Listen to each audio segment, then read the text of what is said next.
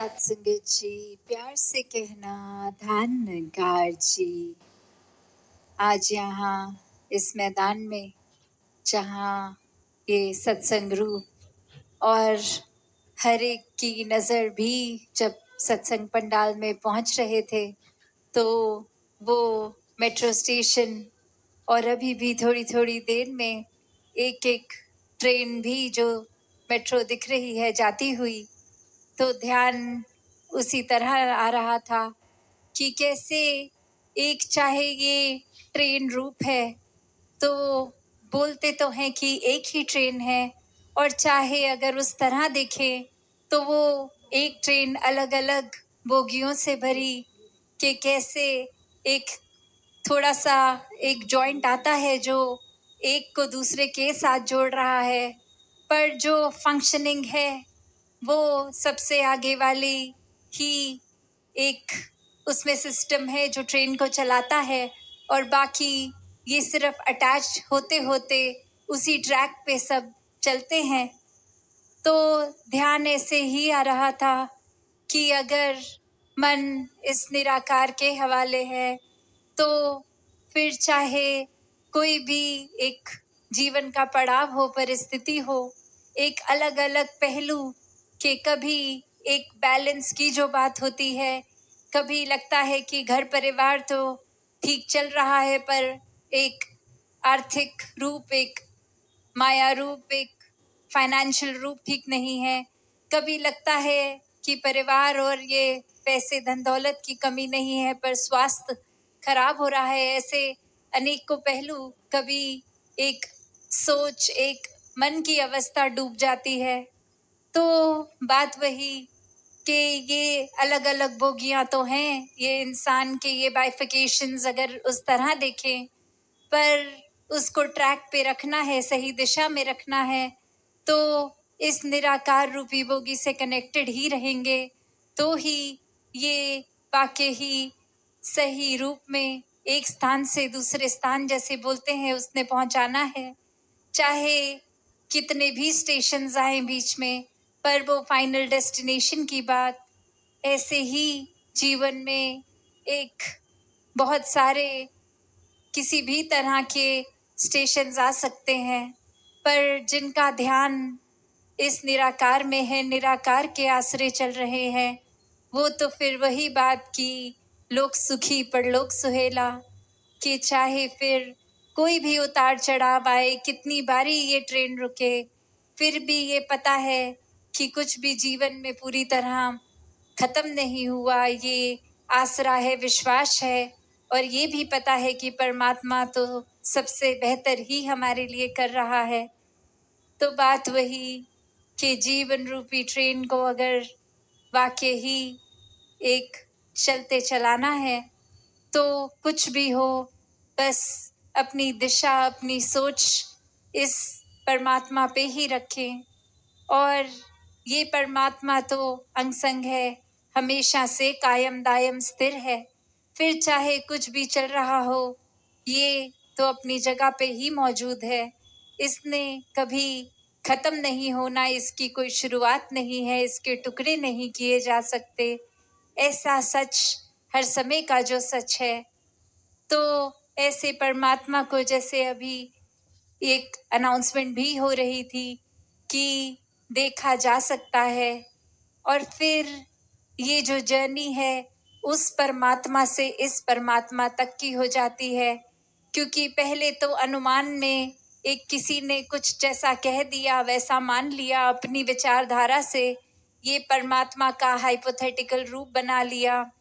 पर जब साक्षात इसके दर्शन होते हैं तो फिर वो सिर्फ ज्ञान कक्ष तक की ही नहीं, वो हर समय एक हर सांस के साथ इस परमात्मा को हर जगह देखकर एक यात्रा, फिर उसी से कि ये जो अक्सर सुनते भी हैं कि नो वन बी वन, एक को जानो एक हो जाओ वाली बात, कि कैसे जब इस एक परमात्मा को जो हर जगह है, चाहे नाम कुछ भी दे दें, सच्चाई बोल लें, सत्य बोल लें, ईश्वर बोल लें, अल्लाह बोल लें, कुछ भी बोल लें, ये एंटिटी हमेशा सदैव रहने वाली, ये जब इसको जान लेते हैं तो ही वाक्य में हम पहले इसके साथ एकत्व का रिश्ता बना लेते हैं, ये वननेस कायम हो जाती है, फिर ये पूरे ब्राह्मण से एकत्व हो जाता है और फिर पारिवारिक रूप, सामाजिक रूप, संसार ही अपना पूरा परिवार इस तरह एक हो जाता है कि मन में नफरत नहीं, किसी के प्रति कोई भेदभाव नहीं, सब से ही एक अपनत्व का रिश्ता, एकत्व का रिश्ता बन जाता है। तो ऐसे ही जीवन को जीते चले जाएं, वरना तो एक जहाँ छोटे दायरे परिवार की ही अगर बात करें तो घर के चंद सदस्य और उसी में ऐसे मनमुटाव हो जाते हैं कि एक परिवार का सदस्य दूसरे से बात तक नहीं कर रहा,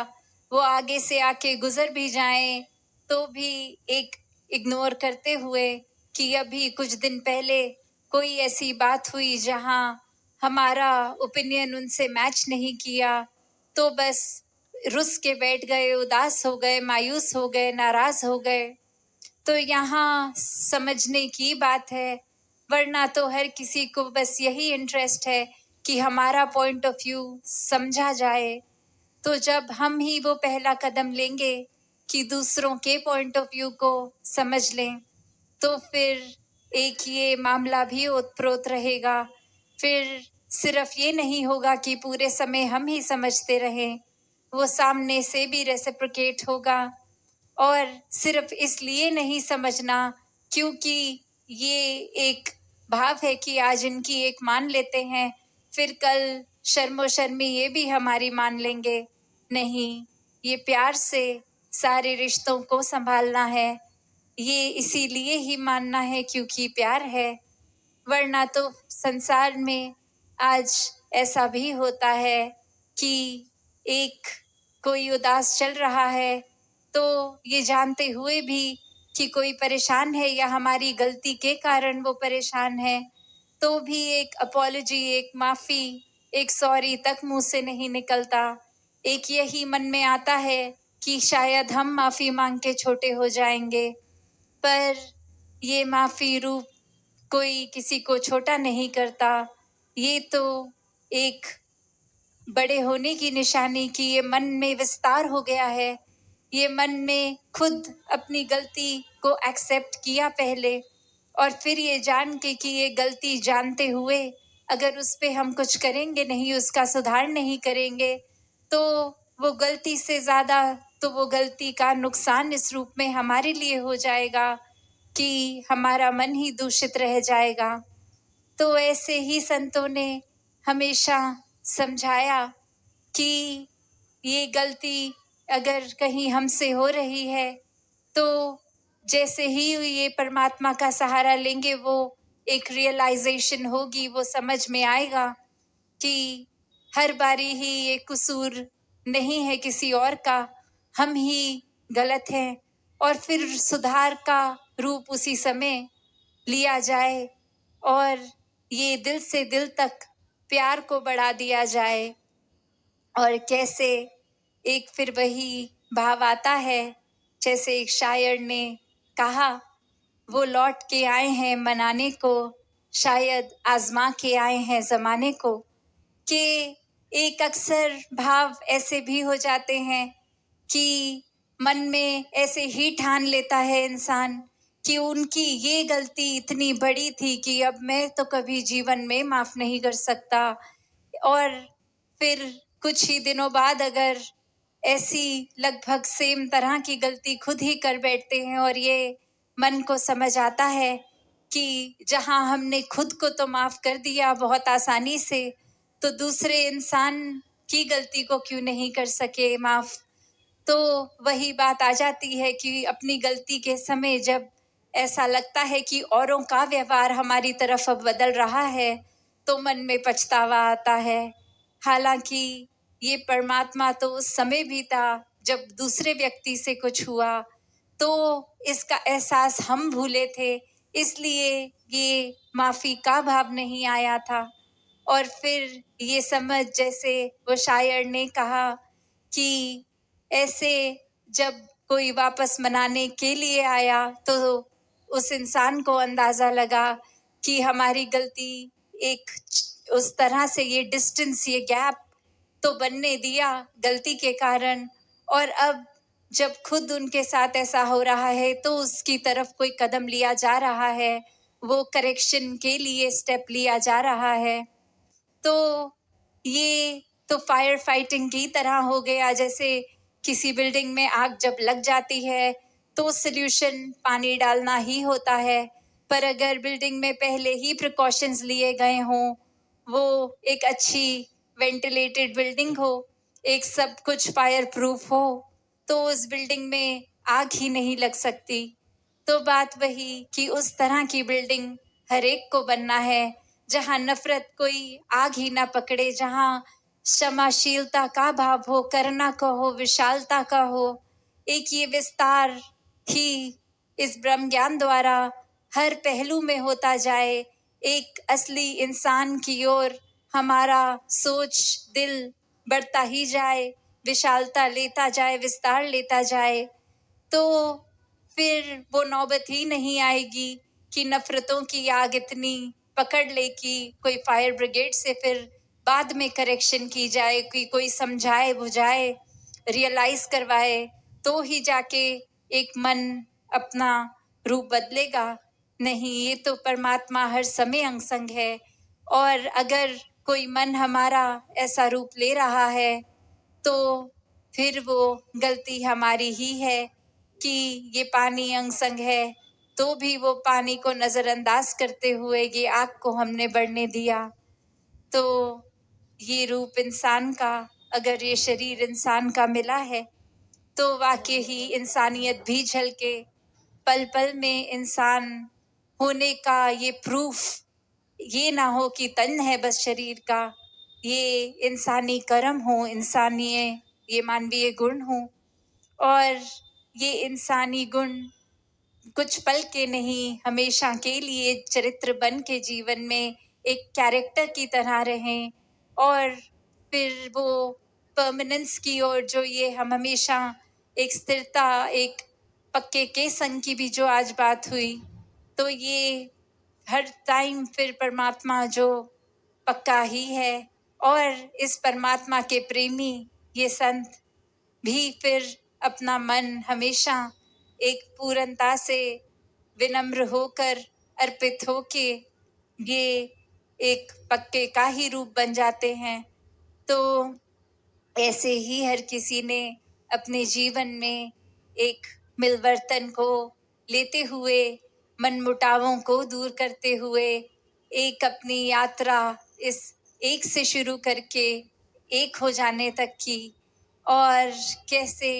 फिर यही बात आती है कि जिन्होंने हर पहलू पे जीवन के इस परमात्मा को शामिल किया है, वाकई ही वो कभी भी एक बेमुख नहीं हुए हैं, वो हमेशा आनंद में रहे हैं, वो हमेशा फिर संत श्रेणी में ही रहे हैं कि फिर ये जीवन में कुछ भी आता जाता रहे, वो उससे एलिवेटेड हैं, वो उससे ऊपर हैं, वो आनंद में हैं। तो ऐसा ही आनंद हर किसी के हिस्से भी आ सकता है। हर कोई अपने जीवन में फिर ऐसी ही बात करता है, जैसे संतों ने कहा कि तू कहे कागज की लेखी, मैं कहूँ आँखन की देखी, कि पहले अपने आँखों से इस परमात्मा को देखा है, और तभी रोम रोम में ये परमात्मा समाया है। ये जो यशोगान, ये गुणगान, परमात्मा का ये सुमिरन रूप भी, ये परमात्मा की ही बात हर समय अगर हो रही है तो सिर्फ इसलिए नहीं कि कुछ रटी रटाई बात है, ये तो साक्षात देखते हुए